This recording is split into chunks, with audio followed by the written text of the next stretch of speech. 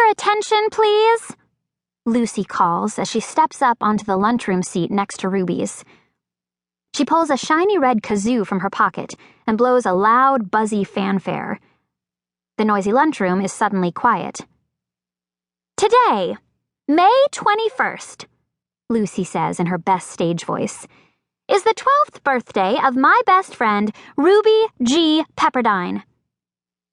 With a flourish, Mackenzie Monk pulls a candle from her lunch bag and pushes it deep into Ruby's grilled cheese sandwich. A lunch monitor appears with a book of matches to light it. Ruby is amazed. "You're crazy," she says to Lucy. For Lucy's birthday last summer, Gigi had taken them both to the movies. There's no way Ruby would have stood up in the theater and kazooed about it. Lucy grins, then puts on an old-time schoolmarm voice and shushes Ruby with convincing seriousness. "If you would all please join me in singing Happy Birthday." She kazoos another note, and just like that, the entire lunchroom is singing. Even the cool kids, even the 4th grade boys, even Nero and the kids who don't know Ruby well, all of them are singing Happy Birthday and calling her Dear Ruby. And for as long as the song takes, Ruby and Lucy are the center of attention. Then the song ends, and Lucy hops down off the seat, and the rest of the school goes back to eating or talking or whatever it was they were doing before. "Ta-da!" Lucy sings. Ruby laughs and blows out her birthday candle. "That was brilliant," she says. "We're going to have to add Master Kazoodler to your resume before your next audition." "Do not mock my talent," says Lucy, tucking the kazoo back into her pocket. "I'm your future agent. I would never mock you." "Good! Now, the important stuff." Lucy leans in conspiratorially. "What did you wish for?" Oh no. She forgot to wish. All the singing and kazooing and the surprise. Ruby shakes her head. "I can't believe I missed my wish." Lucy plucks the candle from Ruby's sandwich and licks the melted cheese off it. "It's okay, Rube. You can wish on your birthday cake tonight, right?" "My dad has a big sales meeting," Ruby says. "We celebrated this morning with birthday donuts." It had been nice, the 3 of them sitting down to breakfast together.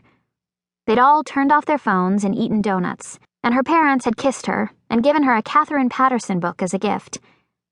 They'd said happy birthday, and even driven her to school instead of making her wait at the bus stop.